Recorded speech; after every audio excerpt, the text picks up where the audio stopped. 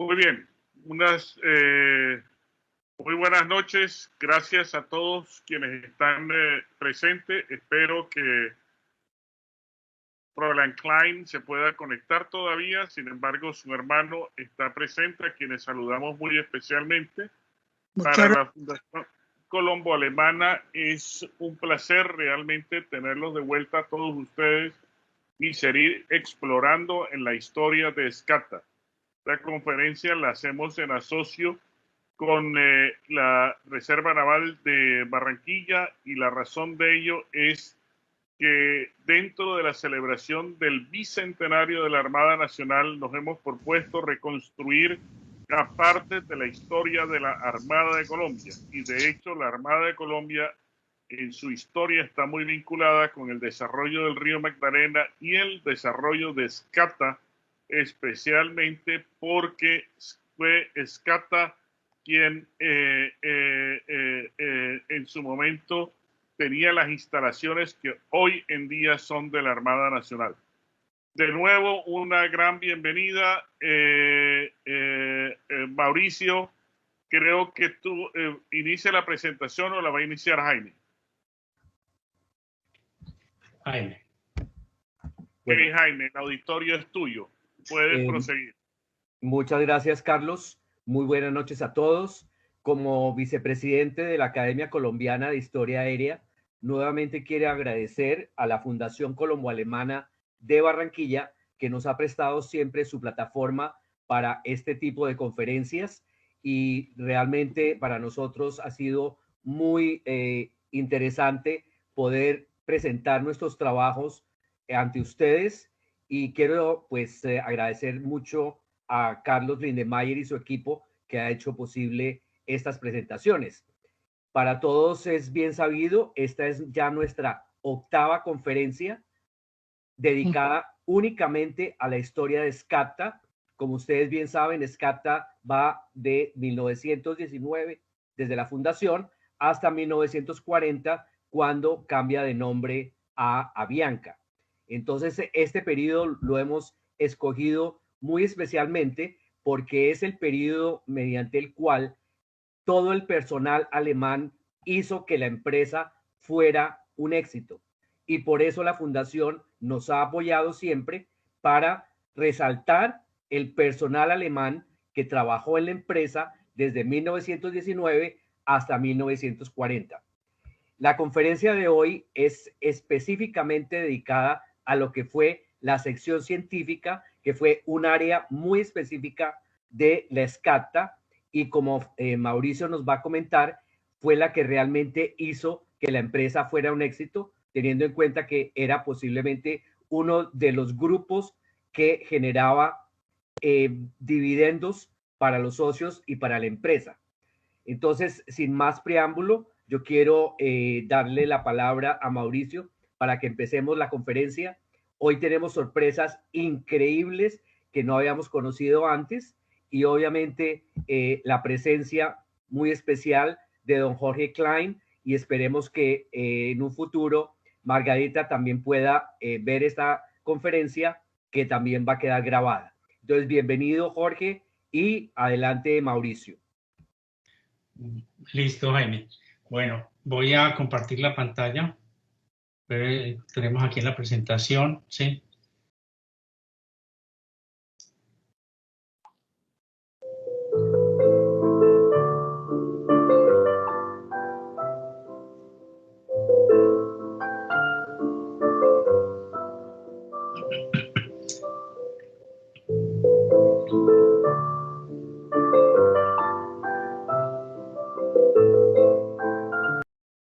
Bueno, la sección científica se inició básicamente a finales de 1921.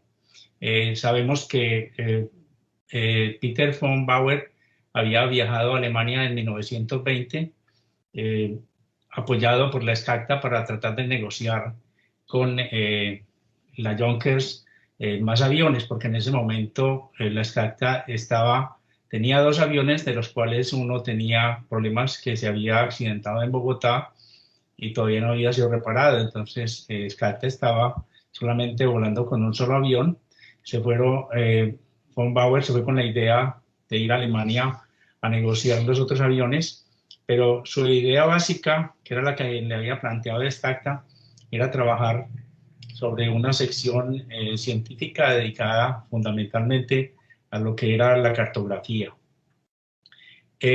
Así fue como en 1921 se le unió Fritz Hammer y lograron negociar con la Junker 3 aviones más, los cuales llegarían en noviembre de 1921 a Colombia. Esos fueron el Magdalena, un avión que marcó la historia también en Stacta porque fue un avión que se entregó, que estuvo 10 años en operación en la compañía y fue devuelto a la fábrica para ser analizado.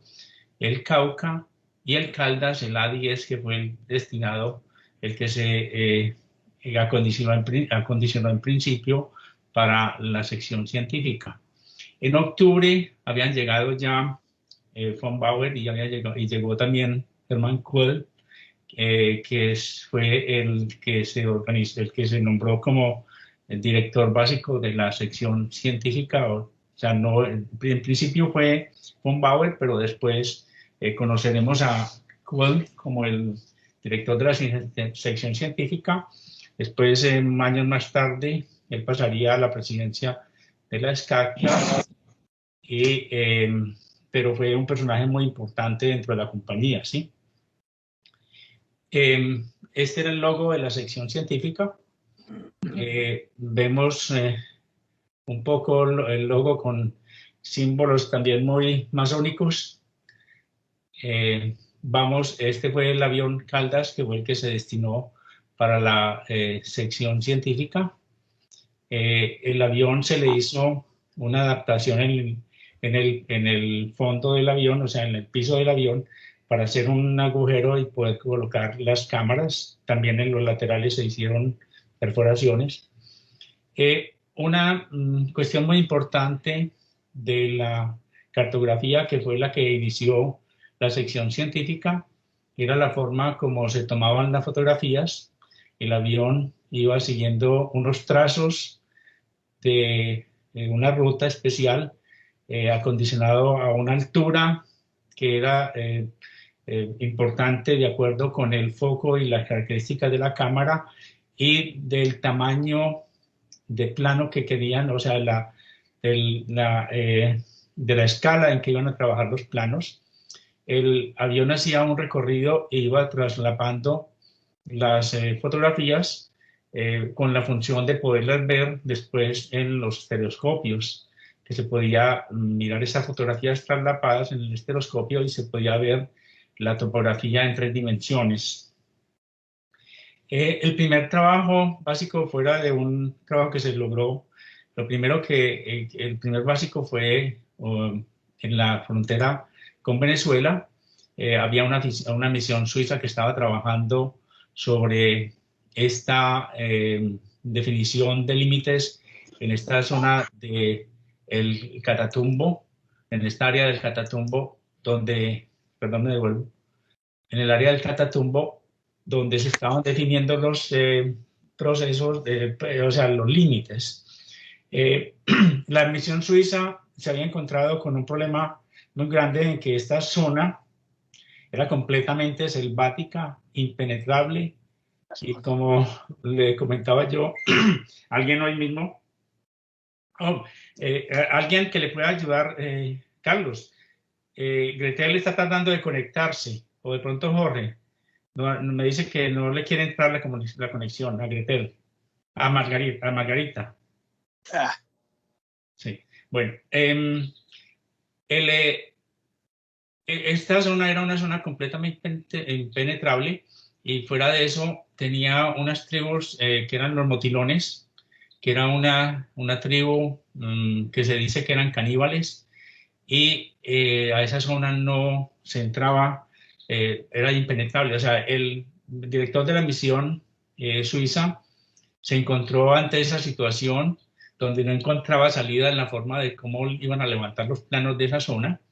Von Bauer se enteró de la situación viajó y se reunió con el director de la misión suiza, voló con él a esta zona y le mostró las características y las condiciones como la SCACTA le podía colaborar con el levantamiento de los planos de esta zona.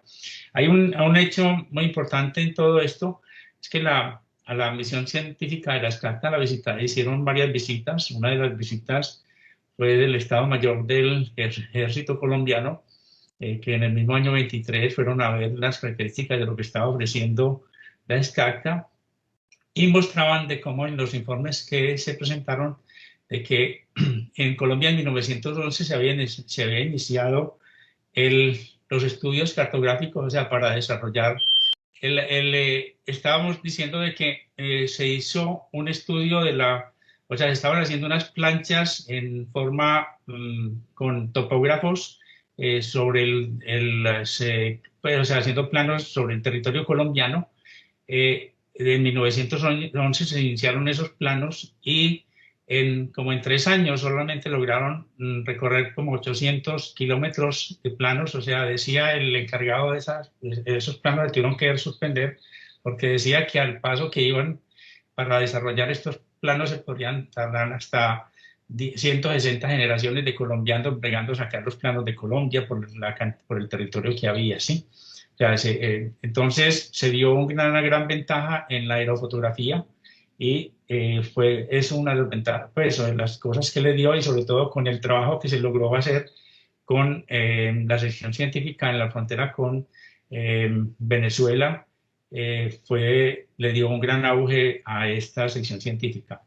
Aquí tenemos de esta sección científica, estaba el piloto, estaba Hermann Kuhl, que fue el director, y está Hermann Fellner, era el camarógrafo. Miren, una cosa importante en esta fotografía, se ven las placas con que trabajaban, con que iniciaron las primeras fotografías, eran placas de vídeo con gelatina, o sea, el trabajo era asombrosamente complejo para hacer estas fotografías.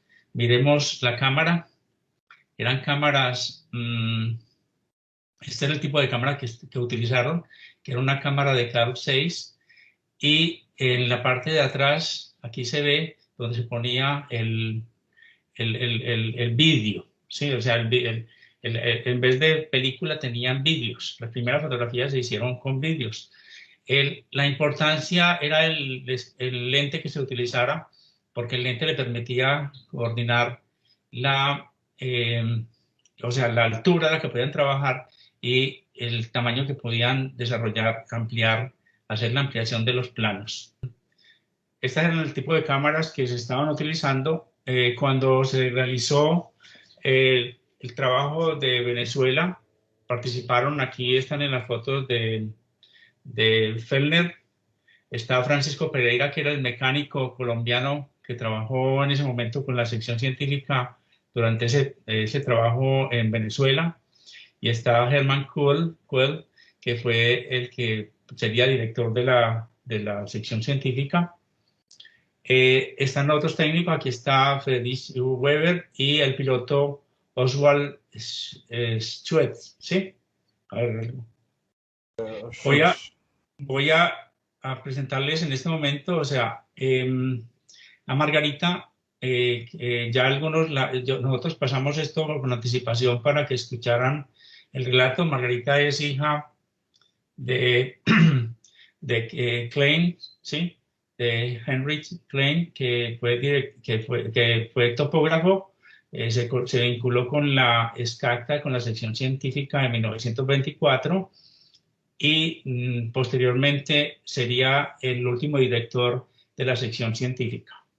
Vamos a escuchar. Mauricio, déjame agregar algo.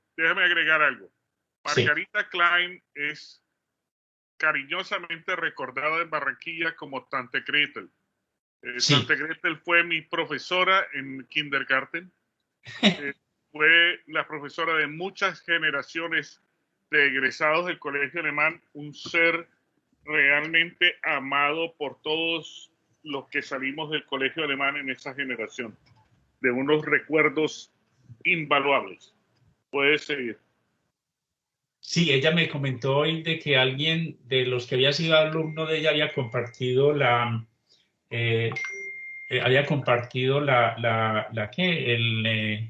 este video, ¿sí? Uno de mis alumnos antiguos compartió este video, ¿sí? Sí, Ulaí Beltrán lo hizo. Sí, sí. Bueno. Yeah. Klein, nacida en 1929 en Bogotá, hija de Heinrich Johann Klein y la mayor de 4 hermanos. Mi padre, Heinrich Johann Klein, nació en Múnich, Alemania, en 1905.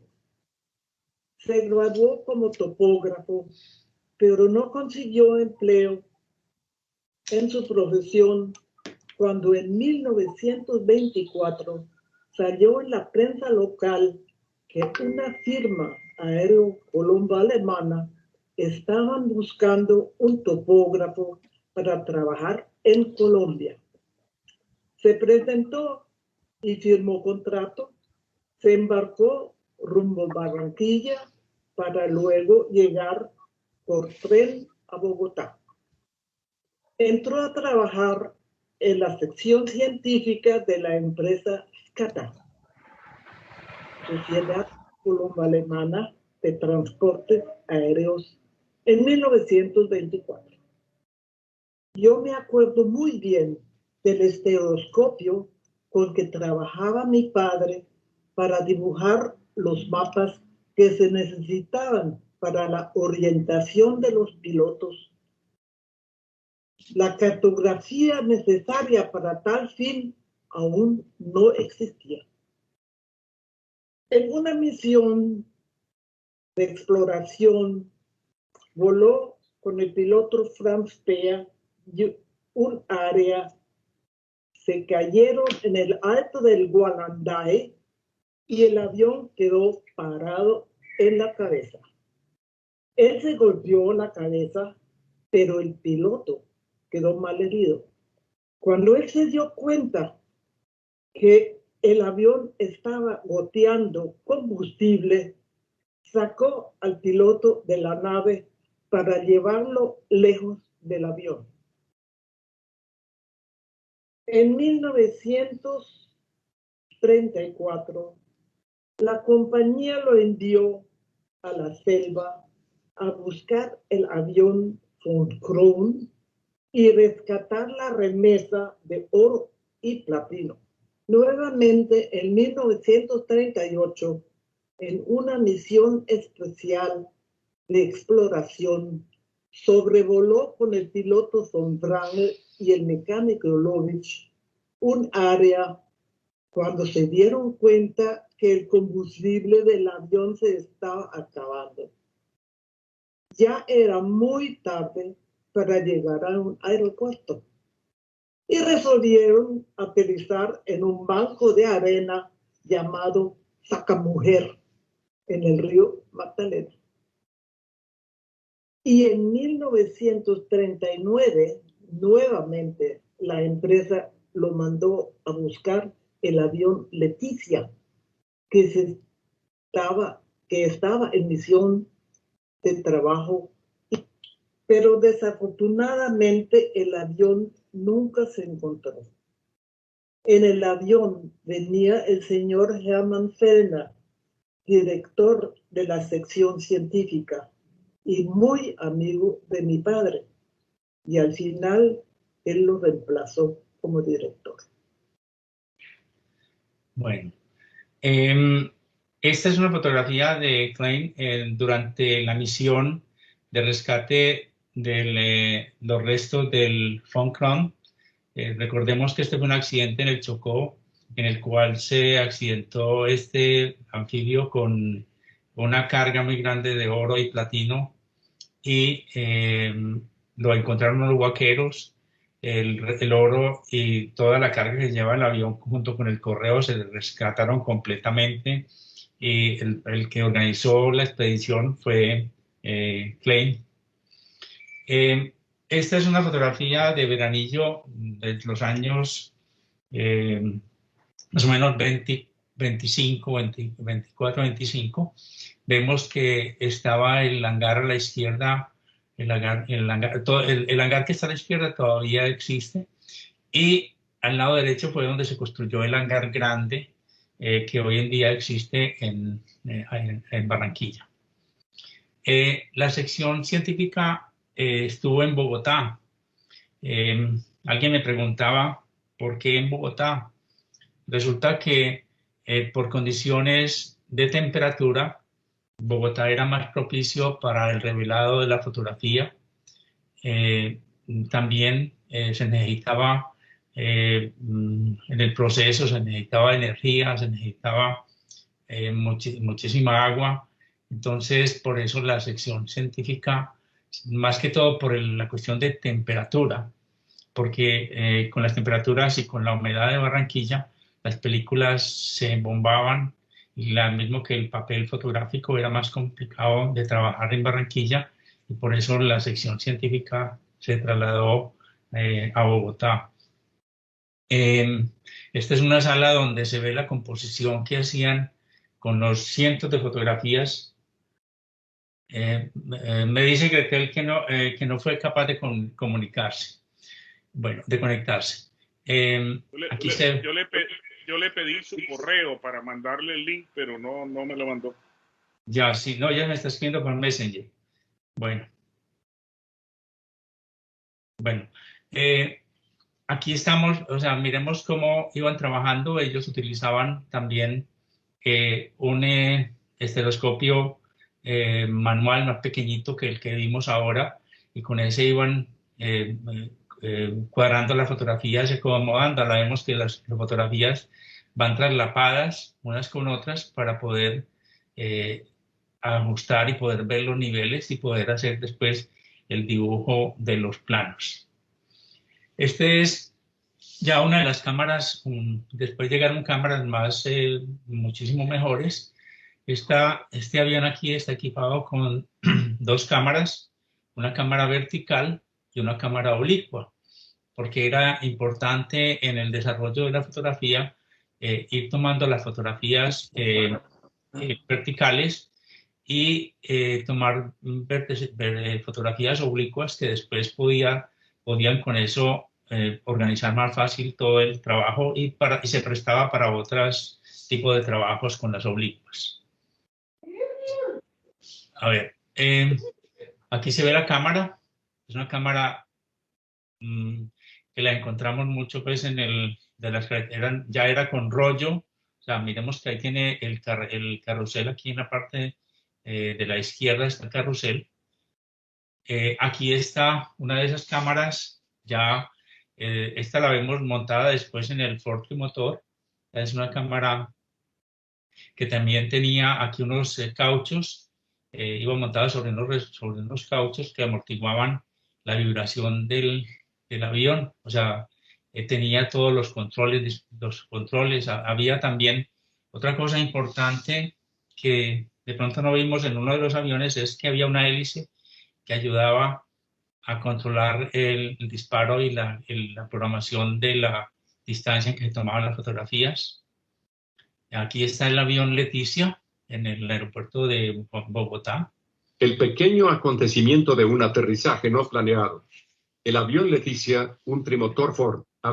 Espere, voy a devolverme aquí un momentico porque quiero hacer un alto antes de presentar este video. Este video es un escrito que me pasó Jorge Klein, que escribió su papá en una revista en Bogotá, en una revista de los alemanes, y es un relato sobre un pequeño incidente en aviación. Vamos a escucharlo. A ver. El pequeño acontecimiento de un aterrizaje no planeado. El avión Leticia, un trimotor Ford, había sido convertido para el uso de la fotografía aérea y sería usado en los llanos orientales y otras regiones. En el fuselaje, a altura del tren de aterrizaje, se había cortado una apertura rectangular de 80 por 100 centímetros, con marcos removibles y que eran reinstalados al final del trabajo, todo durante el vuelo. Era importante agarrarlos fuertemente para evitar que la fuerte corriente de viento los arrancara de las manos.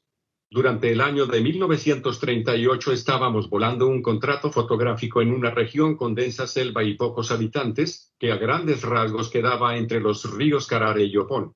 Hoy día hay una carretera que la atraviesa, y varias poblaciones, entre ellas, Cimitarra, donde alemanes construyeron un aserradero. Las fotografías aéreas serían usadas para la fotogeología en busca de petróleo, y para ello se utilizaban cámaras especiales automáticas que también podían ser activadas manualmente. La longitud focal de la óptica determinaba la altura a la que se tenía que volar. En este caso la altura era de 4.000 metros sobre el terreno, que había que mantener con la ayuda de instrumentos especiales instalados a bordo.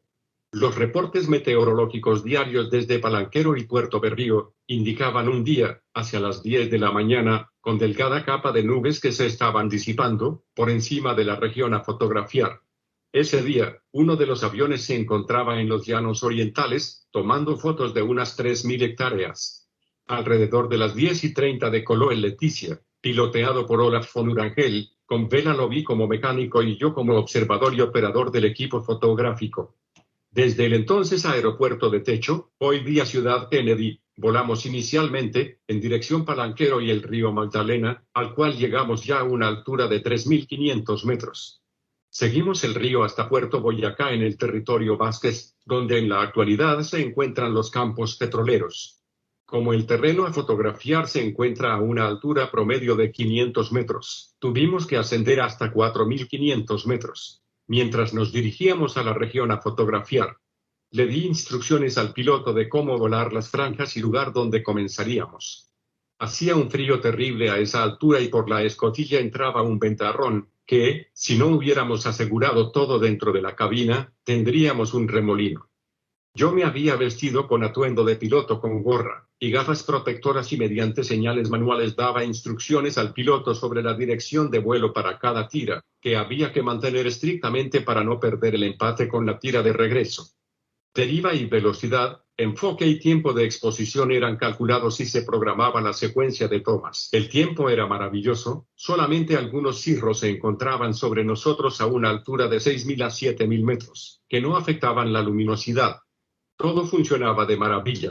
Debajo de nosotros, selva, selva y más selva, solamente interrumpida por el curso de los ríos, que eran el punto de referencia para el proyecto. El aeropuerto más cercano se encontraba de 3:30 a 4 horas de distancia. Estábamos progresando muy bien. Una franja se empataba con la siguiente y después de algunas horas, el mecánico de a bordo nos informó que estábamos bajo de combustible y debíamos interrumpir. Luego de asegurarme de la posición de la última fotografía, di la señal de interrumpir. Cerré la escotilla, ya que me sentía en el Polo Norte y el piloto V. Urangel descendió.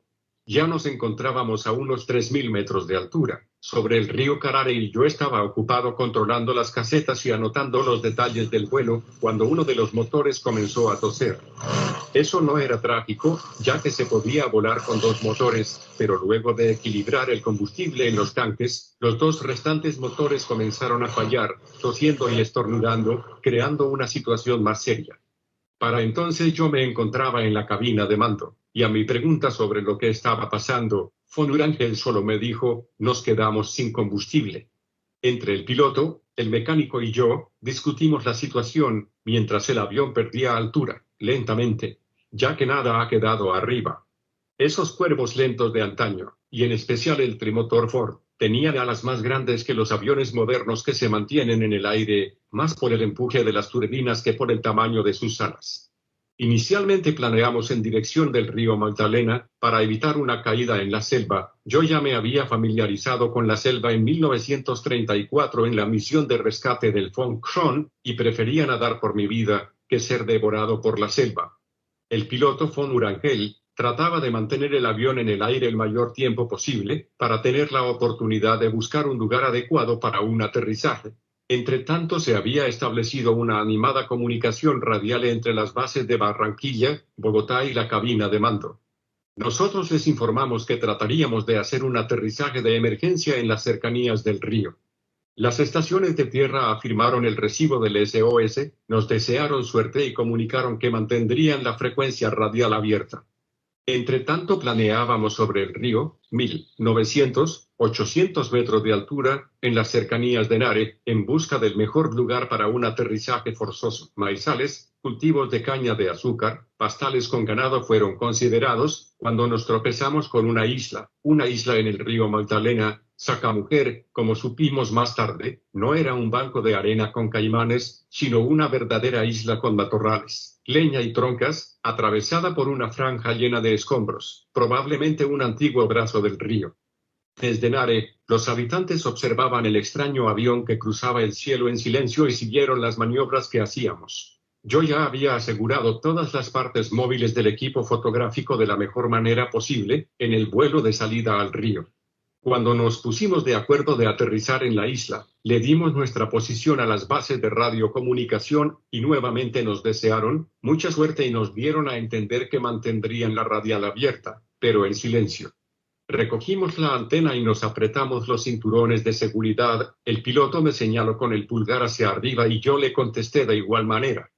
100 metros, 50 metros, el agua se acerca y yo veo la isla venirse encima, 20 metros, 10 metros, todavía sobre el agua, donde los caimanes nos esperan y en la fracción de un segundo, un fuerte golpe, seguido de ruidos y movimientos, difíciles de narrar, pero ciertamente aterradores. Afuera se veían los arbustos pasar a gran velocidad, pero las alas no se enredaron en sus ramas. La velocidad disminuía y con un último salto quedamos parados. No nos volcamos, como esperábamos, y las alas estaban intactas, los motores en perfecto estado, una lata protectora de una de las llantas algo doblada y nosotros vivos. Nos encontrábamos rodeados de pequeños arbustos, nos felicitamos y a continuación sacamos la antena y la colgamos en lo alto de un árbol. La radio funcionó como debía, y nos imaginamos las caras de alivio de los operarios al oír Leticia, aquí Leticia. Aterrizaje de emergencia logrado. Todo ok. Nos encontramos cerca a Nare. Nos comunicaremos más tarde. Casi que podíamos oír el júbilo de los operarios. Solamente había pasado media hora cuando arribaron los primeros visitantes, el cura párroco y algunos feligreses de Nare, que se sorprendieron de vernos vivos y en buenas condiciones. A continuación, discutimos los próximos pasos a seguir y tras una inspección de la isla, llegamos a la conclusión de que era posible decolar del lugar.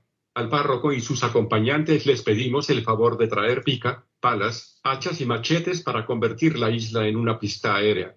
Ellos probablemente nos consideraban un tanto locos, pero con los gringos todo es posible y regresaron en mayor número. Nosotros resumimos contacto radial con la base y les comunicamos las observaciones. Mi esposa recibió una lacónica llamada telefónica. Su marido no llegará a casa hoy, se encuentra en una isla en el río Magdalena. Les tocó aterrizar de emergencia. Mañana lo recogeremos. Entretanto yo no me encontraba sentado o descansando, sino dirigiendo a los ciudadanos de Nare que vinieron, y con la ayuda del párroco les daba instrucciones de los árboles que había que talar, la limpieza de los arbustos, relleno de zanjas y cómo nivelar el terreno. Me pasé el resto de la tarde ocupado con esas labores. Yo ya tenía experiencia en la construcción de pistas y sabía los requerimientos. El piloto y el mecánico estaban ocupados, revisando el avión y arreglando la lata protectora de la rueda, que en un carro llamaríamos guardafango. Hacia el crepúsculo, los ayudantes salieron a cruzar el río antes de que oscureciera, y nosotros nos sentamos a comer las delicias que nos habían traído de Nare. Nos acomodamos en el avión y dormimos, protegidos de los zancudos, el sueño de los justos. En la madrugada nos dimos cuenta que una tortuga había enterrado una camada de huevos en la arena, al lado del avión y aprovechamos para hacer unos huevos pericos sobre una lata recalentada por el sol que a las 8 de la mañana ya ardía. Hacia las 10 de la mañana oímos el arribo del avión anfibio que luego de encontrarnos, sobrevoló una segunda vez a baja altitud para asegurarse de que nos encontrábamos bien y acuatizó. Fuera de traer combustible, nos sorprendieron con un delicioso desayuno, con café en un termo y agua potable. Todas las partes removibles fueron retiradas del avión, incluyendo la cámara fotográfica y las casetas. Los tanques fueron llenados con suficiente combustible como para llegar a la base aérea militar de Palanquero. Con gran esmero preparamos la franja de 220 metros para el riesgoso decolaje del avión. Le di una última inspección al lugar y declaré la pista lista para ser usada con algo de reserva. Reserva porque, más que todo, era necesario agarrar el avión fuertemente y soltarlo, siguiendo una señal. El Leticia se encontraba listo al comienzo de la pista y yo al final. Los motores habían llegado a su máxima revolución y con una señal mía, los 20 hombres soltaron el avión que con un salto inicial se abalanzaba en mi dirección. Yo me tiré al suelo para no ser atropellado y el avión con un gran esfuerzo se elevó. Urangel esforzó la máquina hacia arriba e inmediatamente la niveló sobre el río para poder ganar velocidad. El improvisado experimento funcionó y el avión ganaba altura en dirección a Palanquero. Yo arreglé cuentas con los voluntarios por su trabajo, que llegó a la suma de 50 pesos, le di las gracias al párroco y sus feligreses, me despedí y partí con el hidroavión hacia Palanquero, donde nuevamente transbordamos el equipo y todas las partes que habíamos removido. En la noche me encontraba en casa con mi familia. Toda mi vida recordaré de la isla Saca Mujer en el río Magdalena. Con todo lo que en Leticia se usaba para fotografía, no tuve oportunidad de hacer fotos del acontecimiento, ya que no llevaba una cámara personal. Heinrich Klein. Traducción del alemán, Jorge A. Klein. Bueno, de las cosas que importantes de todos estos trabajos, vamos aquí un plano de Barranquilla. También todos conocen el mapa que hay en el museo sobre Barranquilla, que es muy completo. Aquí está la forma como se unían las fotografías para hacer este tipo de fotografías, pues, panorámicas, ¿sí? Aquí está una... Como aerofotográfica, algo así. Sí, no, pero esto era, o sea, esto eran las fotografías. Aquí se ve la unión entre las diferentes partes de la fotografía, o sea, eran cientos de fotografías que se unían. Y una de las características, ahorita les muestro una cosa importante en estas fotografías.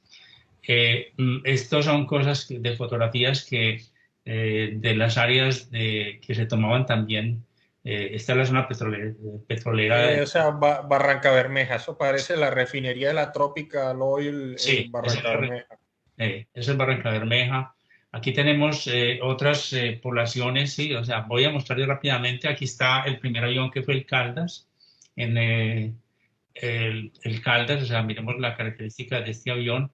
Después se utilizó el Cundinamarca, que era un Junker W-34.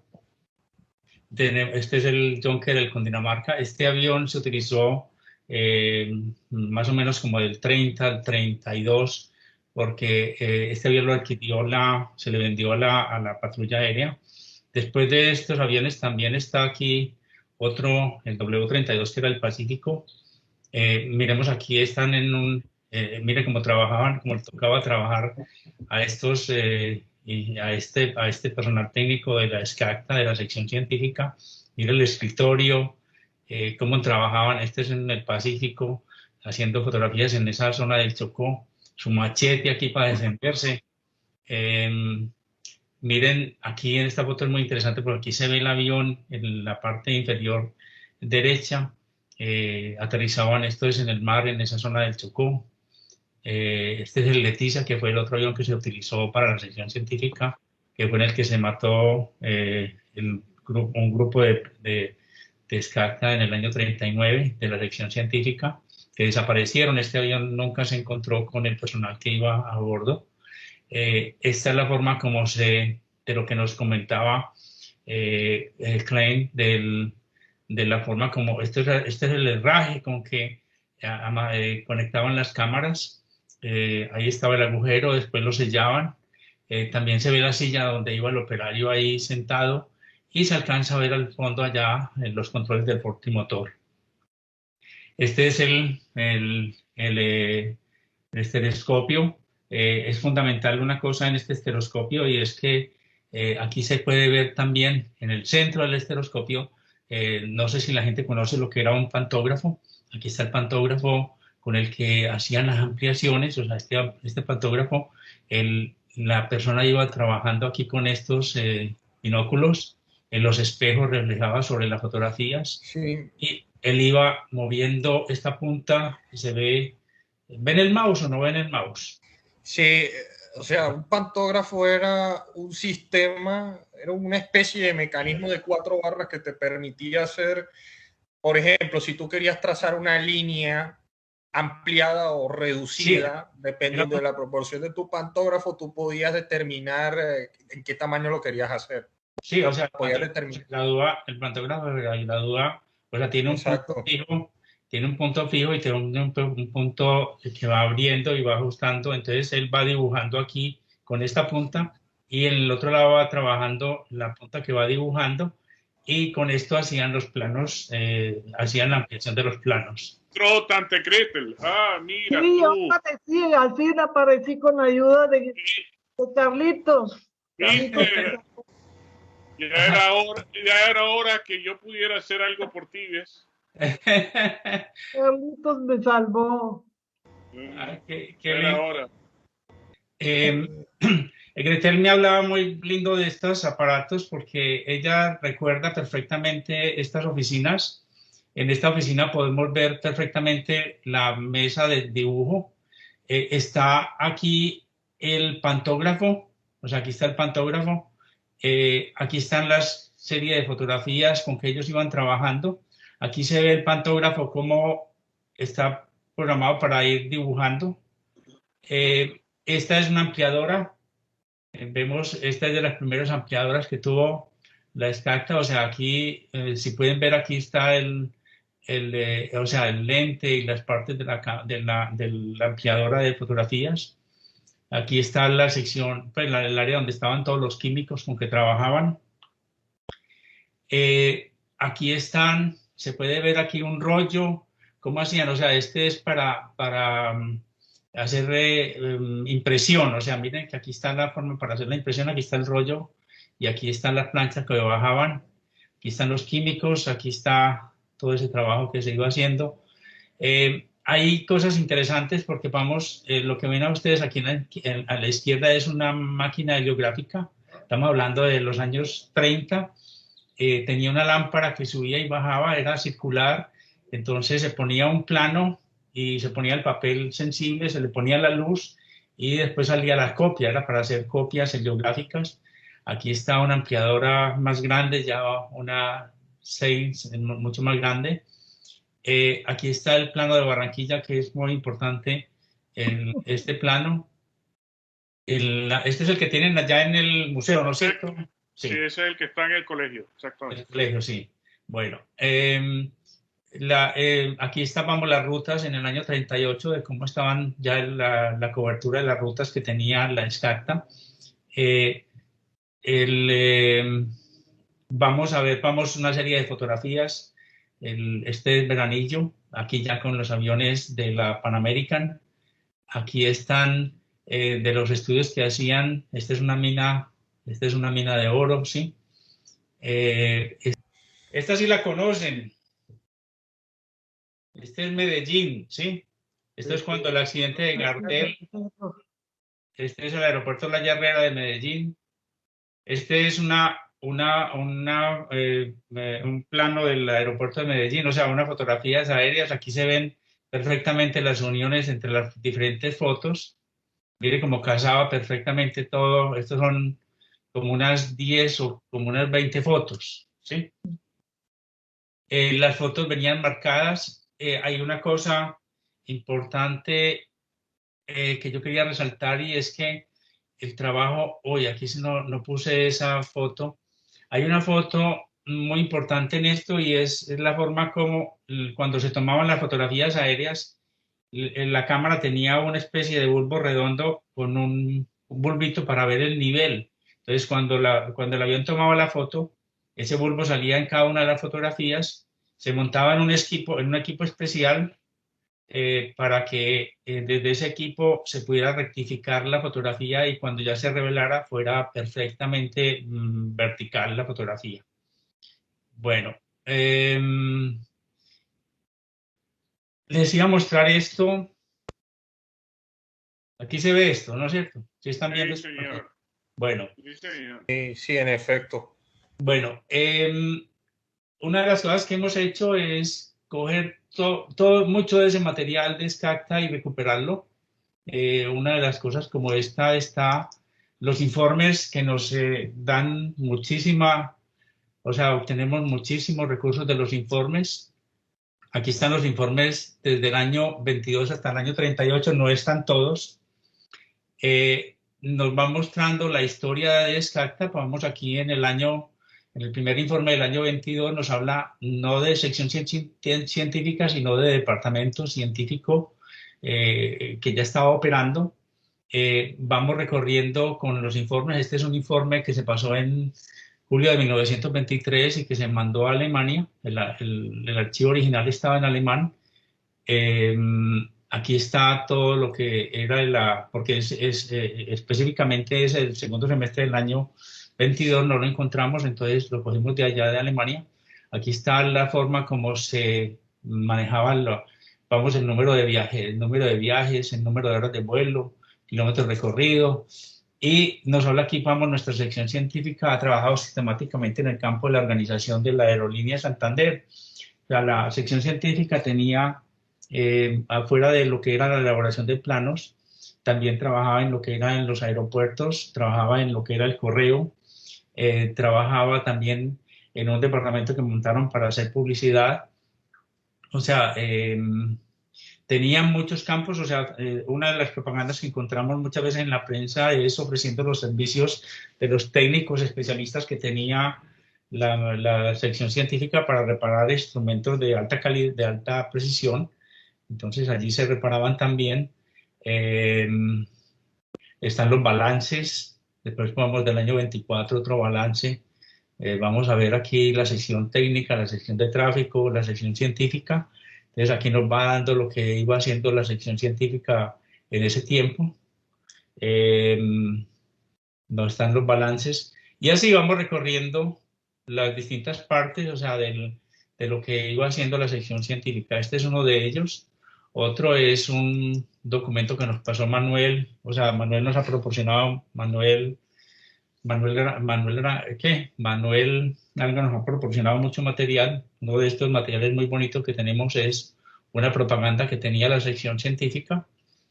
Esto no era color, o sea, me perdonan y me disculpan los que no les gustan las fotografías a color, pero esa es mi goma y yo me he puesto a organizar todos estos documentos y he organizado las fotografías a color. Aquí estampamos Veranillo con la bandera de Scacta, la bandera de Pan American y la bandera de Colombia. Los mapas, o sea, todo este material.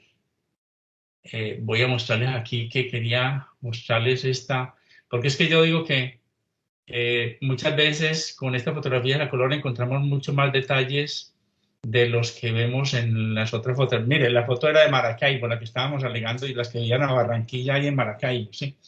La foto es de Maracaibo. Ahora sí. Bueno. Ahora sí salió. Sí, aquí les estábamos, o sea, les hablé mucho por aquí, pero no alcanzaron a ver muchas cosas. Pero yo les quería mostrar este equipo. Dios mío. Este equipo aquí en la parte izquierda tiene aquí, no sé si ven aquí donde estoy moviendo el mouse, sí. Aquí tiene un plato móvil para poner la inclinación. Entonces se proyectaba la fotografía y se encontraba con base en el bulbo que tenía la foto, la inclinación hacia qué lado estaba. Entonces aquí tenían la graduación para mover esta pantalla hacia el punto donde la foto quedaba completamente perpendicular. Aquí vemos otro proyector, aquí en la mano izquierda otro proyector. O sea, los equipos que trabajaban, si nos ponemos en la época, vemos que eran supremamente avanzados en el desarrollo que tenían ellos, sí. O sea, vamos a preguntar para que demos a la gente para que quieran preguntar, sí. Entonces, no sé, o sea, Carlos, te dejo el control. Bueno, muchas gracias, Mauricio. Jaime, estás pidiendo la palabra, puedes hacer uso de la palabra. Gracias, Carlos. Básicamente lo que yo quería aclarar en este momento es algo muy importante que ya Mauricio lo mencionó. La sección científica de SCADTA no solamente se dedicó a la aerofotografía y a la exploración, sino también el correo aéreo dependía de la sección científica. Ellos inclusive hicieron el diseño mismo de las famosas estampillas del SCADTA de los años 20 y de los años 30. La publicidad de la empresa, todo lo que salía publicado en El Tiempo de esa época en los periódicos, era también diseño de la sección científica. La exploración de las rutas nuevas fue la sección científica la que, junto con los pilotos, exploraron las rutas internacionales, como ya vimos en alguna presentación, la ruta entre Barranquilla y Panamá, las rutas a través del Chocó, que llegaron finalmente hasta el Ecuador, las rutas internas en el Ecuador y las rutas a Panamá. O sea, no solamente, como había dicho bien Mauricio, la fotografía, sino también correo aéreo, publicidad y exploración de rutas. Todo eso lo hizo directamente la sección científica y todo su equipo de técnicos alemanes. Aprovecho esta oportunidad para saludar a Margarete, que nos acompaña desde Alemania, y le mandamos un abrazo muy grande y muchos deseos de conocerla personalmente cuando podamos viajar a Alemania el año entrante. Ay, sí, sería genial. Tante Gretel, por favor. Te salvaste. Bueno, tengo una mano arriba de Álvaro y luego de Andrés Caballero. Álvaro, por favor, puede hacer uso de la palabra, y Jaime, te agradezco que bajes la mano. Gracias, gracias Carlos. Mira, interesantísimo Mauricio la presentación que has hecho. Es extraordinariamente buena. Ese relato del aterrizaje en Isla Mujeres es para hacer una película. Eso se presta para hacer una película, francamente. Bueno, mi pregunta es que, como Mauricio dijo, hay una segunda oportunidad para seguir en este tema, y es que yo considero que hay que incluir la historia de Bocas de Ceniza. Resulta que la sección científica de SCADTA fue la primera que hizo el levantamiento de todas las bocas de ceniza para que después pudieran diseñarse los tajamares. Eso está en varias fotografías. Es más, hay una fotografía donde todavía no habían los tajamares y se ve cómo era el río al desembocar en el Mar Caribe. Es una foto que yo te la puedo suministrar, Mauricio. Bueno, esa sería mi observación. Muchas gracias. Gracias, Álvaro. Te agradezco que baje la mano. Andrés Caballero, tienes la palabra. Bueno, o sea, lo primero que todo quiero felicitar a Mauricio por la exposición. Me pareció que hizo una muy buena investigación historiográfica. O sea, analizó las fuentes primarias, por así decirlo. O sea, a mí es muy buena, y a mí me hubiera gustado que él hubiera ahondado mucho sobre el papel que tuvo la sección científica en la construcción del primer oleoducto que tuvo el país, que es básicamente el oleoducto que conectaba y que sigue conectando a Barrancabermeja con Cartagena, que eso lo empezó Pedronel Ospina hacia el año 23-24 y que lo había inaugurado pocos meses de terminar su mandato en 1926, lo que después sería la zona industrial de Mamonal. O sea, a mí me hubiera gustado que hubiera dado más detalles, y sobre todo porque es muy importante, porque eso implicó una sinergia entre los intereses alemanes que estaban en la sección científica con los intereses estadounidenses que estaban ahí, tanto en la producción como en el transporte y la exportación de petróleo. Sí, o sea, caballero, verdad, lo que pasa es que en esta presentación nos vimos ahogados en tanta información. O sea, tenemos solamente una hora para hacerla, para no hacerla muy pesada, pero la información que tenemos de la sección científica es extraordinaria. Y para hoy una de las grandes ventajas que tuvimos fue en la gran colaboración de Gretel y de Jorge, ¿sí? Me gustaría, Carlos, que le dieras de pronto a Gretel para que nos hable un momento, nos diga algunas cosas, me gustaría que lo hiciera, ¿sí? Ya que la tenemos trasnochada. Bueno, sí, Tante Gretel, el micrófono es suyo, el colegio es suyo, así que, por favor. No, ya que ustedes leyeron y vieron lo que mandamos, el video que hice con la ayuda de don Mauricio y con la ayuda de un sobrino que gracias a Dios estaba aquí porque yo tengo problemas para... No, simplemente doy mi opinión. El video ha sido me ha gustado. El video ha sido maravilloso. A tiempo, porque éramos mucho hoy y éramos fracasados. O sea que conecta. Alguien, les agradezco que apaguen los micrófonos, pero está causando interrupción. Gracias.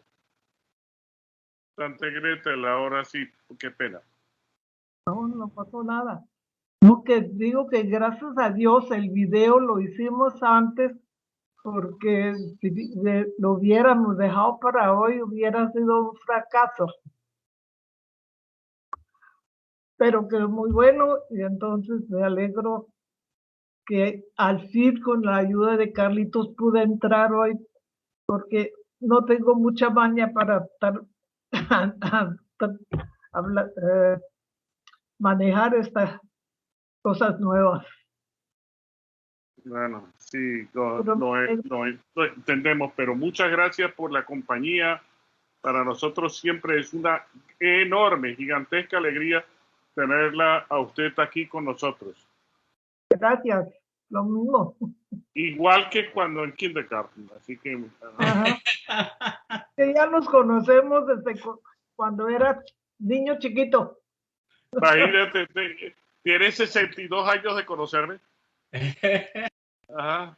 Bastantes años que nos conocemos, sí. Sí, bueno, fabuloso. Ahí tienes a otro alumno tuyo que está ahí en la conferencia, que también fue alumno tuyo. Uy, son varios. ¿Viste? Bueno, Andrés Darío Restrepo, tienes la mano arriba. ¿Tienes algo que decir? Yo ya no tengo nada que decir. Ok, muy bien. No sé si hay alguna otra pregunta. Señor Sven Schuster, por favor, puede hacer uso de la palabra.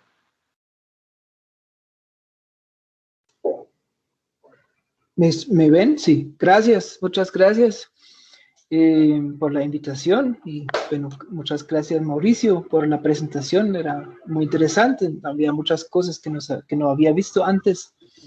Yo creo que nadie aquí me conoce, entonces me presento rápidamente, soy historiador de la Universidad del Rosario y soy alemán, ya llevo casi 8 años en Colombia. Y uno de mis temas que estoy trabajando es la historia de la fotografía. Entonces, yo llegué a este mismo tema a través de otras fotografías que estaba trabajando en Alemania. Bueno, entonces empecé a trabajar sobre la sección científica y ahí conocí a Mauricio, también a Manuela Rango, que me ayudaron mucho con el material. Entonces, en ese sentido, pues, claro, como ustedes vieron, es un tema muy, muy interesante. Todavía hay muchas cosas por investigar. Ya, entonces, como ya estamos en eso, me gustaría agregar un par de cositas, algo que ya se mencionó ahora.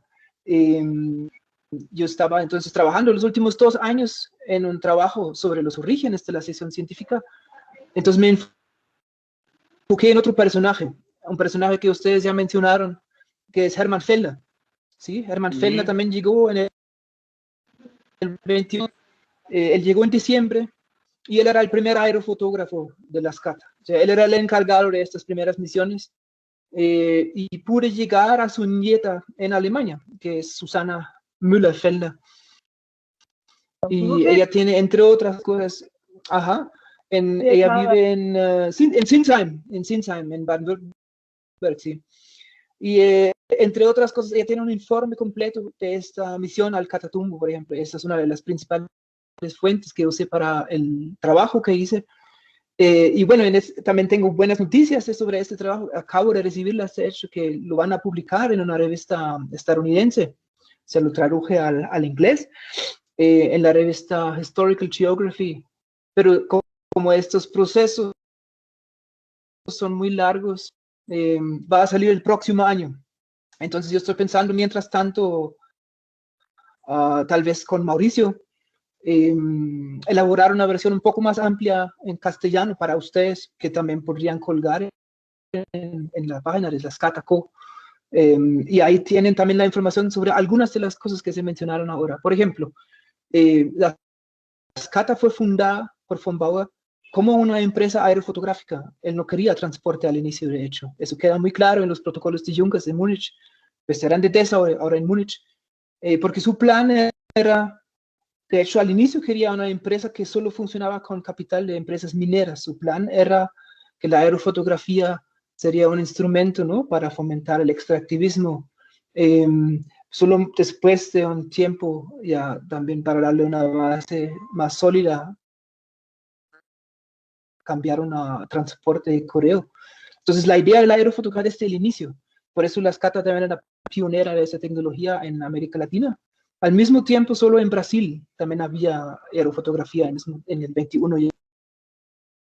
Ya, televisión austríaca, que hizo un mapa de Río de Janeiro en el 21 también. Pero la SCATA era la más avanzada en esta tecnología en toda la región, en toda Latinoamérica. Entonces, en ese sentido, ya empiezan en el 21. Y el primer trabajo, de hecho, era este trabajo que ustedes mencionaron, Rocas de Ceniza. Ahí hicieron 300 fotografías a finales del 21, inicios del 22. Todavía no tenían el Caldas, entonces en este trabajo se usó el Colombia todavía. Después usaron el Caldas, ya en la segunda parte del 22 era eso. Ese es otro trabajo que también está en mi texto.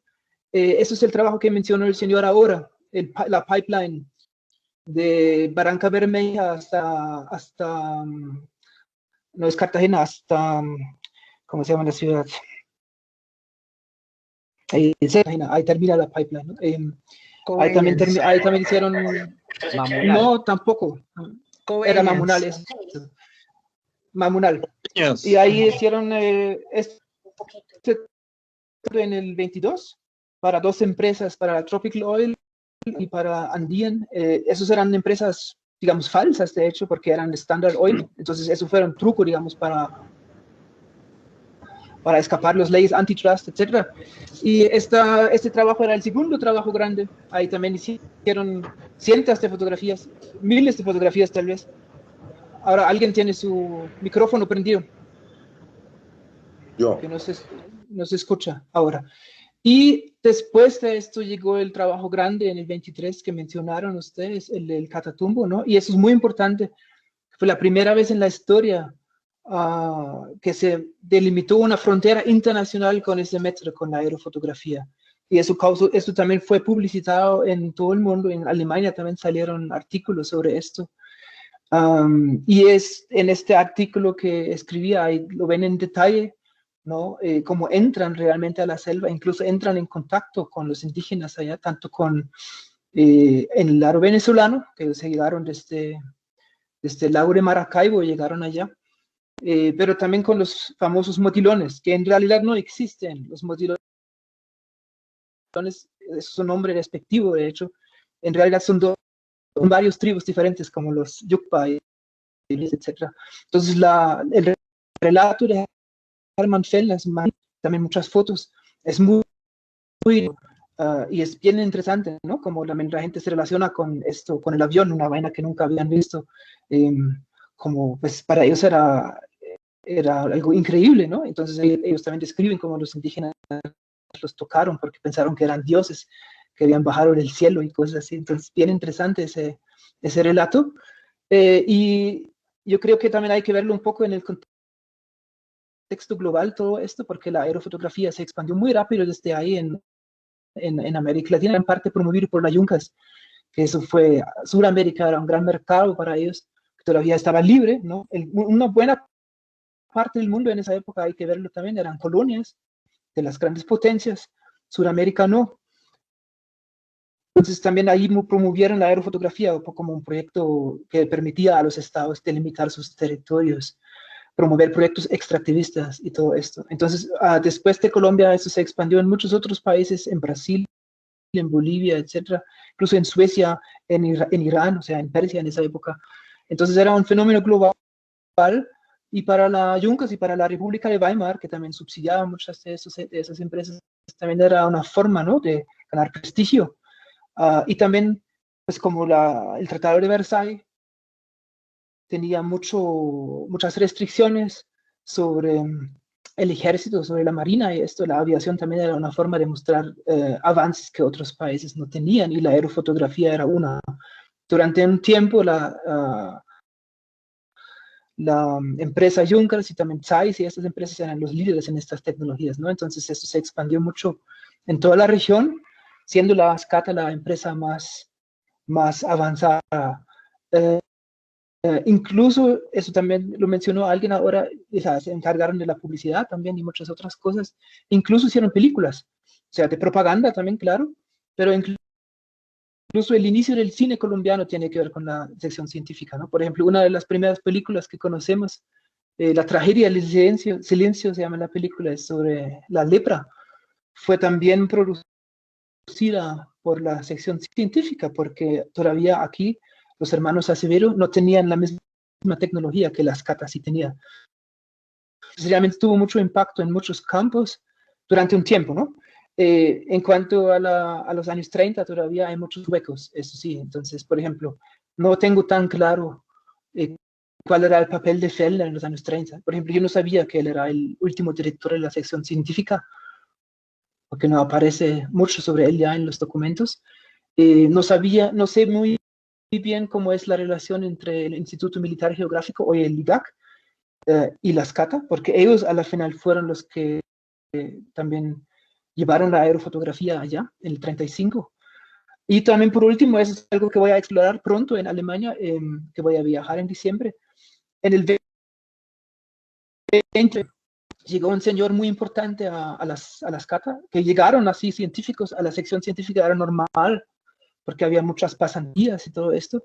En el 29 llegó Karl Troll, que es un geógrafo de Múnich, que hoy en día es muy famoso todavía hoy, porque él fundó una disciplina que todavía existe, que es muy fuerte en la biología, sobre todo la ecología del paisaje.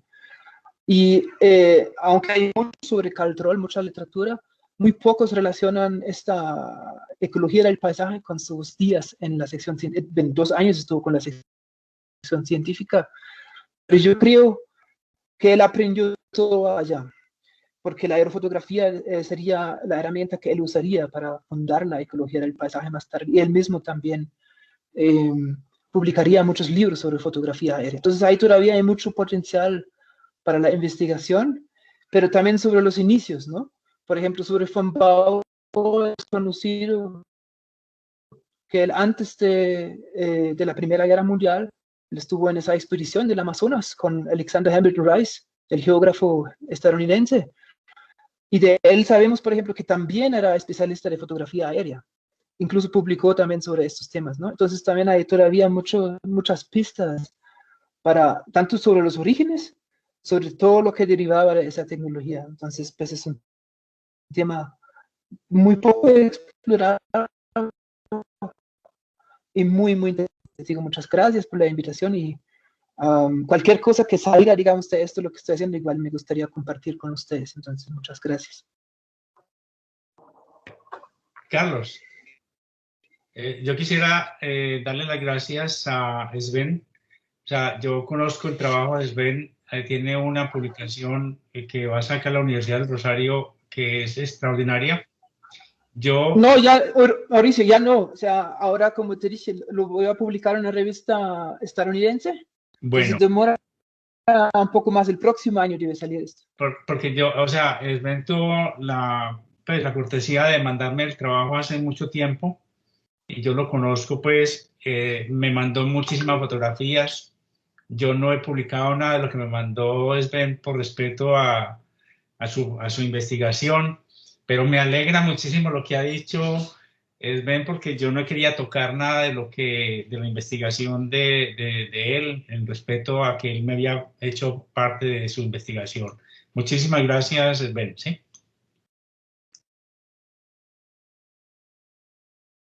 No, gracias a ti. Excelente aporte el de Sven. Gracias.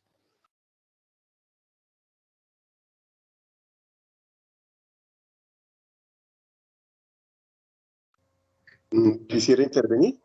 Carlos, no se te oye. ¿Aló? ¿Quisiera intervenir? Adelante, Andrés, Andrés, sigue, por favor. Qué pena, tenía el micrófono apagado. No, Sven, muchas gracias y te agradezco, Sven, si puedes bajar la mano.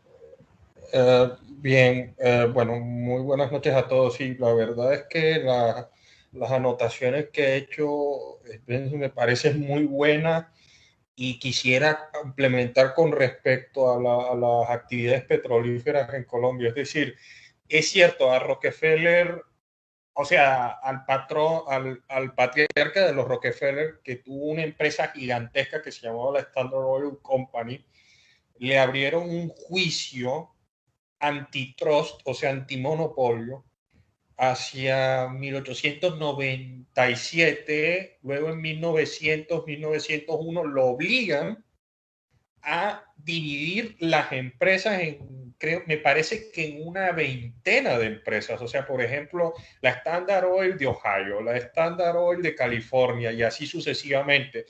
Y en algunas de esas maniobras financieras que utilizó Rockefeller fue crear filiales en Canadá. Y la Andean National Corporation, que es el nombre completo y todavía existe la empresa, o sea, se estableció la sede en, me parece, yo no sé, creo que era en Toronto, Canadá, y después de eso le establecieron una filial en Cartagena que tenía el papel de manejar la parte final del oleoducto que te llevaba petróleo desde Barranca Bermeja hasta Cartagena, y ahí exportaban el petróleo. Y lo sé porque incluso hasta tengo crónica familiar, porque tuve un bisabuelo que trabajó primero como geólogo y después como ingeniero de petróleos en la Andean.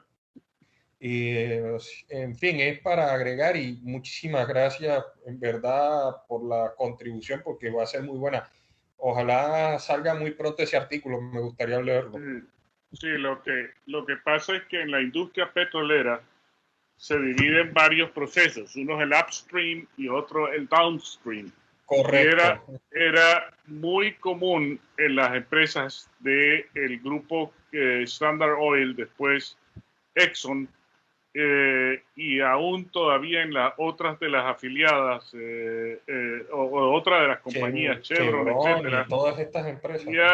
Donde el upstream llevaba un nombre y el downstream llevaba otro nombre. Por eso aquí se creó una cosa que era la TROCO, la Tropical Oil Company. Tropical Oil. Esa es la concesión de mares.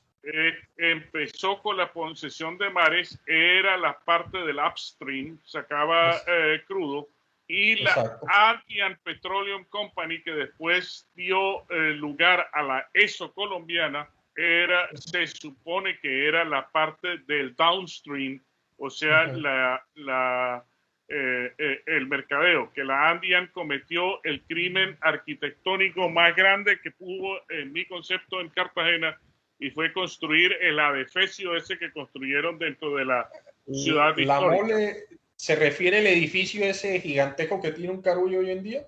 Sí, la cosa esa cuadrada que no pega con nada dentro de la ciudad histórica. En algún momento se la aprobaron y la Andean construyó ahí lo que fue su edificio, que no pegaba con nada en la ciudad, en la ciudad histórica.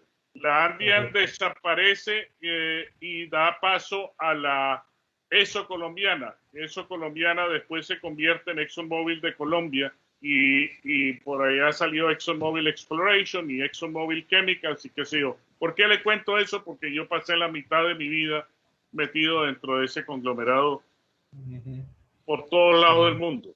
Entonces me tocó trabajar con muchas de esas afiliadas. Ah, no, está muy interesante eso. Tengo entendido por los datos legales que el proceso de liquidación de la Andean se prolongó hasta por lo menos el año 1984, legalmente. Sí, yo todavía estaba, yo estaba dentro de ExxonMobil, de Intercol en esa época, de Intercor, y todavía andaba por ahí en la liquidación de la Andean. Eso es muy cierto, verídico. ¿No? Alberto va a hablar, Alberto Gómez. ¿No? Bueno, Alberto, puedes hacer uso de la palabra, por favor.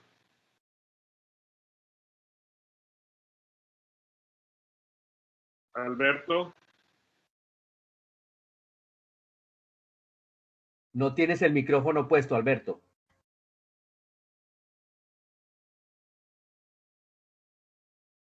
Hay que prender el micrófono y si no, difícilmente te podemos oír. ¿Aló, aló? Ahora sí. Muy bien. Muy amable.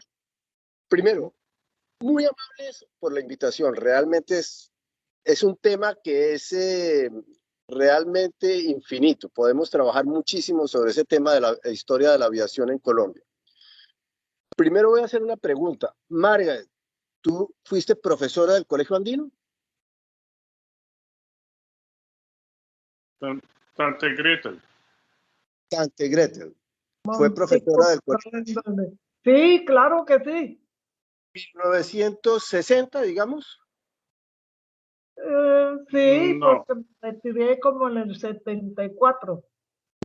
Fui alumno tuyo y no te imaginas el cariño que te tengo. No te he logrado olvidar. Gracias, gracias.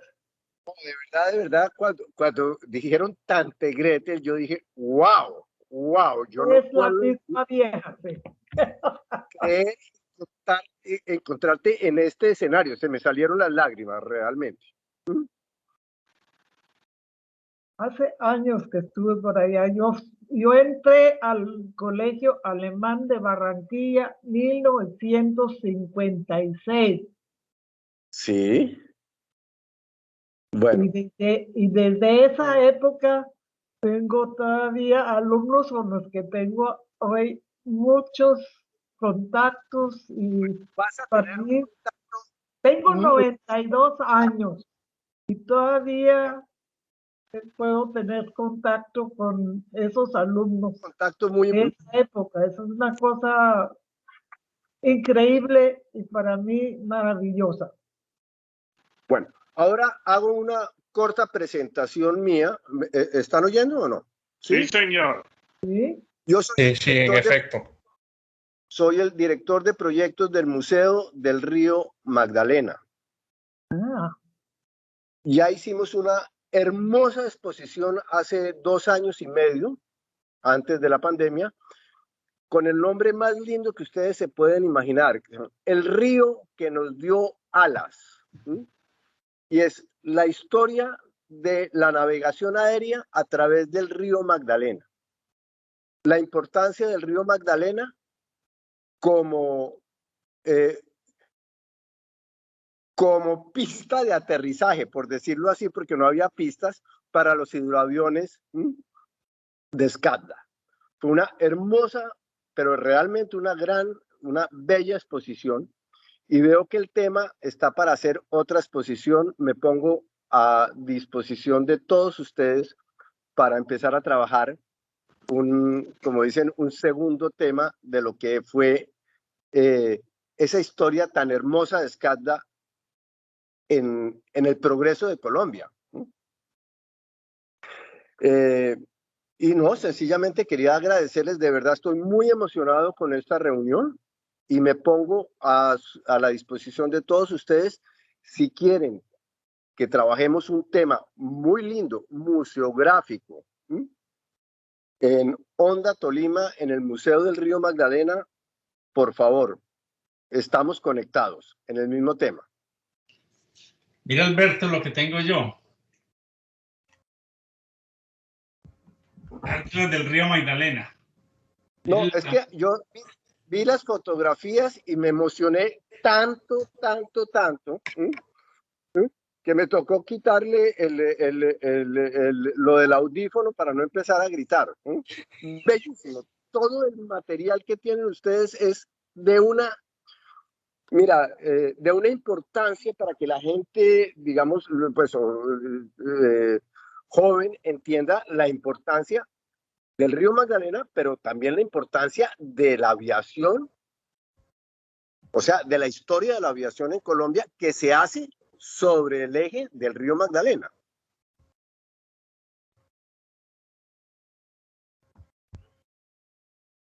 ¿Aló?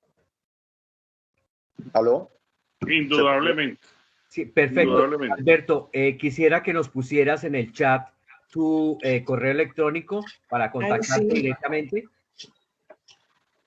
Con mucho gusto, nuevamente. Soy el director de proyectos del Museo del Río Magdalena, que es en Honda, Tolima. Ay, tiene foto, ¿Alguien tiene el teléfono, un micrófono activado? Gracias. No sé si, Mauricio, no sé si tienes algo que agregar de lo que estabas diciendo. Te interrumpí, desafortunadamente. No, tranquilo. Gretel quería decir algo. O sea, aprovechemos que Gretel se puede conectar. Y lo mismo que Jorge también quiere hablar. Sí, Jorge Klein. Klein, por favor, ten el uso de la palabra. Me estoy metiendo yo, que soy la señora del señor Klein. O sea, la jefa del señor Klein.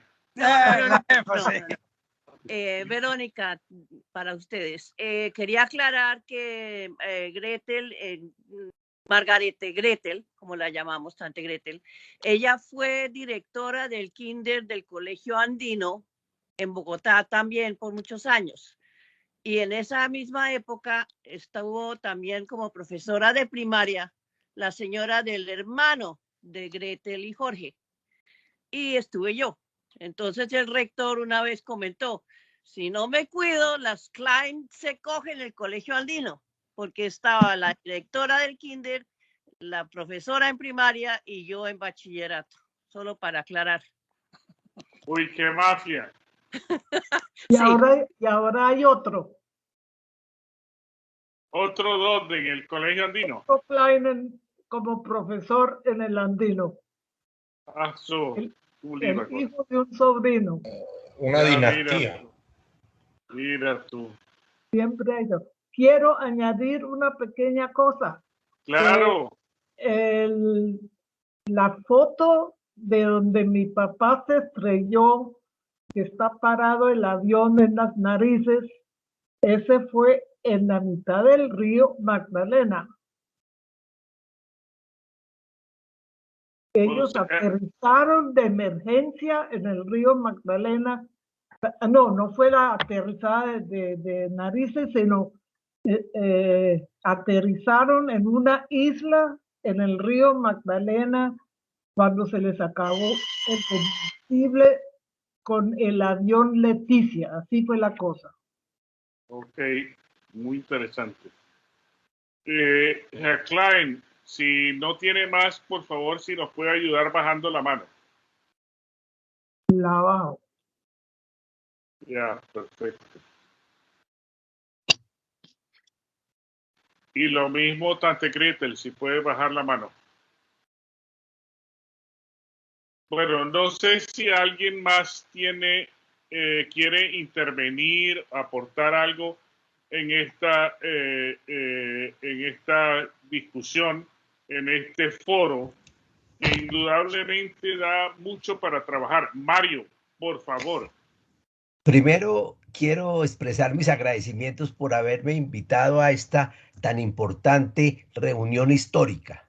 Hoy en día que en los colegios han suprimido la historia, en que nuestros monumentos y esculturas las acaban y las destruyen, escuchar a estos eruditos con toda la sabiduría sobre la historia de Colombia que inició en Barranquilla, y el haber podido yo participar en la aviación cuando trabajé en Avianca, es muy grato poder escucharlos y compartir algunas anécdotas. En el año 1981, cuando el presidente de la República era Julio César Turbay Ayala y el director de la Aeronáutica Civil respondía al nombre de Álvaro Uribe Vélez, yo como director de compras estuve encargado de, por parte de Avianca, organizar la parte logística para la inauguración del aeropuerto Ernesto Cortizos. El doctor Andrés Cornelissen, que era el vicepresidente ejecutivo, y el doctor Álvaro Cala, que era el presidente, dijeron: Mario tiene que buscar dónde está el Junker ahí de la Fuerza Aérea, pintarlo con los colores de SCACTA y llevarlo a Barranquilla. Si puede hacerlo volar, hágalo volar, porque llega el Boeing 747 a aterrizar allá y no queremos que se nos meta la Eastern para invadir el mercado colombiano aéreo. Entonces, esas anécdotas las quería pues compartirlas muy brevemente con ustedes en agradecimiento a esta importante reunión histórica que hoy en día nos tienen desplazados a los que nos gusta la historia. Gracias. Nosotros que somos, yo soy del ámbito ecuestre, creamos la Academia Colombiana de Historia Ecuestre, donde hablamos también la importancia del caballo desde que lo trajeron los españoles. Les agradezco muchísimo, ojalá me vuelvan a invitar y me despido con mi gratitud. Esta siempre será su casa. Guillermo Series, tienes la mano levantada, por favor, puede hacer uso de la palabra. Gracias, Carlos, muy buenas noches para todos. Muchos me conocen más bien por Billy Series. Para los que no lo saben, mi viejo fue uno de los pilotos de SCACTA que trabajó mucho con la sección científica y quería hacer algo, también un énfasis, que tendríamos que ahondar en la investigación sobre el trabajo que tuvo la sección científica de SCACTA en los llanos, en la exploración de aerosismografía, donde todos los grandes yacimientos de petróleo que están hoy vigentes o activos en los llanos fueron descubiertos por el trabajo que estaba haciendo la SCACTA para la Shell en esa época. Eso es algo que todavía está sirviéndole pues, al país en la exploración petrolera. Y el comentario no me acuerdo el nombre del señor que habló ahorita, que estaba en compras en Avianca, pues eso fue la inauguración del ahora viejo terminal, ahora renuevo, Ernesto Cortizos, cuando se pasaron del antiguo aeropuerto de Soledad al nuevo terminal, y fue la última vez que estuvieron los pilotos de SCACTA reunidos, que más o menos, si no me acuerdo, fueron colombianos, el capitán Correa, Baronio Cuellar, Baronio no Cuellar, no, sino Alberto Jiménez, y de los de SCACTA estaba Billy Gasser, Hans Hoffmann, Ernesto Breiler y mi papá, Francisco Series. Fue la última vez que estuvieron los pilotos de SCACTA reunidos en una ceremonia. Y les conseguimos el uniforme a la usanza de cuando eran pilotos ellos, sí, capitán Series. Sí, correcto. Yo tengo el registro y todo de eso. Desafortunadamente yo no pude estar en esa ceremonia porque estaba en los Estados Unidos haciendo mi curso de aviación, pero de verdad fue algo muy emotivo. Gusto de conocerte. Gracias, capitán. Bueno, no sé, hay una frase que, digamos, uno de nuestros escritores colombianos popularizó mucho cuando era periodista del Heraldo en el año 51, creo, que era García Márquez, en el cual decía de manera un tanto jocosa y quién sabe si cínica, decía que Barranquilla era una ciudad sin historia. Y en cierta forma no, y en cierta forma es cierto en el sentido de que por lo menos el barranquillero, y debo decir que desafortunadamente el colombiano por lo general desprecia o no sabe de su historia, y entonces obviamente que eso le lleva a no respetar ni quiénes son, ni sus tradiciones, ni su naturaleza, y eso explicaría por qué la historia colombiana se ha caracterizado mucho por esos finales abruptos, pero también por esos comienzos sorprendentes, y creo que el caso de la escacta refleja mucho esa realidad. O sea, era nada más eso. Sí, hay algo que esperamos hacer. Ya te doy la palabra, Moisés. Quería anunciar, nosotros debemos estar en las próximas 2 semanas sacando en la página de la fundación el tour virtual del Museo Scacta que está en el Colegio Alemán. Ese es un trabajo que se hizo conjuntamente con Billy Series, y pues se ha estado editando y debe estar, como digo, listo y montado en la página las próximas 2 semanas para darle acceso a la población una forma más fácil a lo que hay en ese museo. Moisés, por favor, tienes la palabra. Muy buenas noches. Gracias, capitán, muy amable. Era simplemente para referirme a la última intervención. Pareciera que fuera imposible que eso hubiese ocurrido, pero en los últimos 30 años fue sacado del pensum oficial de educación en Colombia la asignatura correspondiente a historia, llamada historia patria, la historia universal, y si eso salió, también salió la historia de la iglesia, y salieron inclusive los pocos esfuerzos que se habían hecho hasta el año 91 en relación con la historia local. Es decir, uno no puede sorprenderse hoy de la ignorancia que sobre estos temas se tiene en el país, incluyendo la nueva dirigencia que ha entrado a manejar los destinos de ciudades y de regiones, que carecen absolutamente de los conocimientos básicos sobre estos asuntos.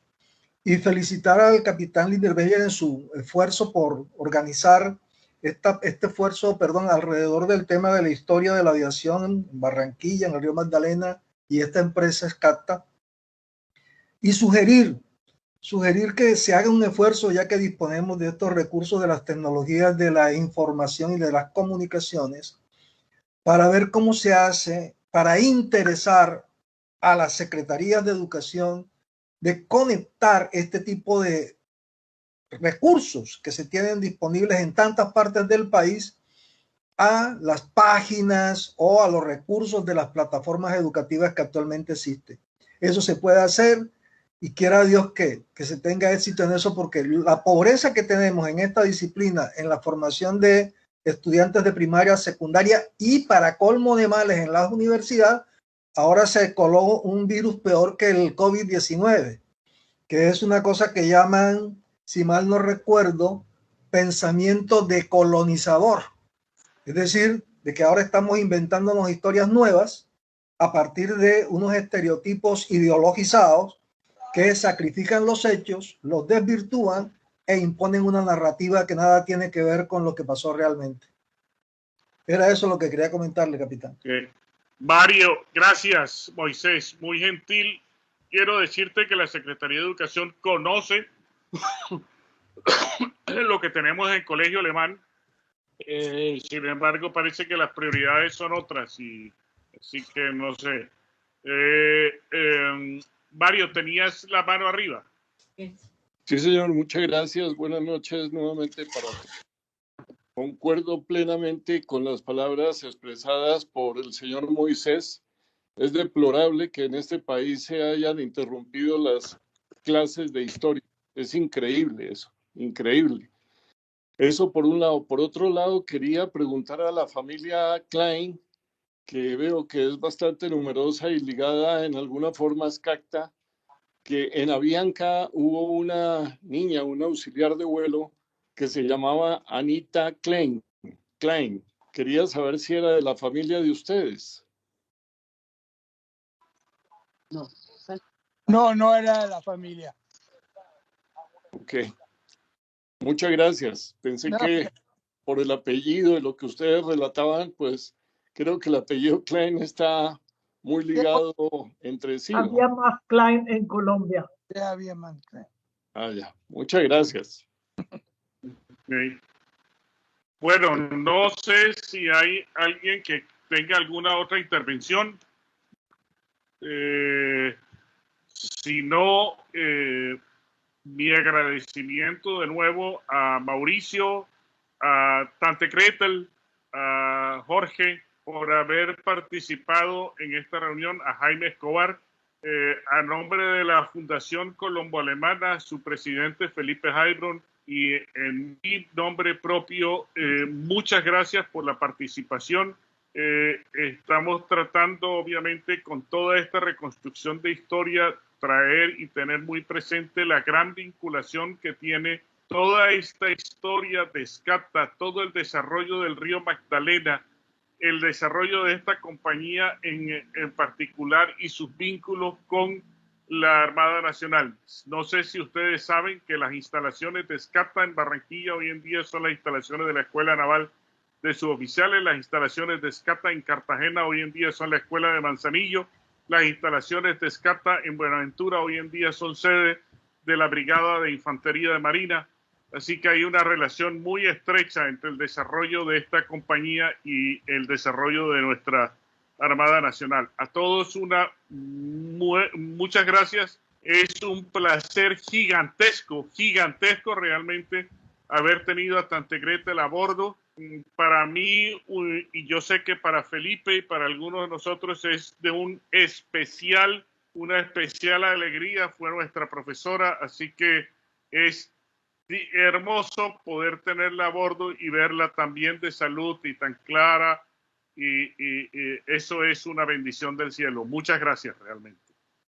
Así que Mauricio, muchas gracias de nuevo. Y bueno, seguiremos con la construcción de la historia de Escata. La fundación está tratando de organizar para el mes de septiembre eventualmente la historia de la familia Helt. Yo tengo que todavía concretar con con Adolfo Meisel a ver si realmente se puede hacer.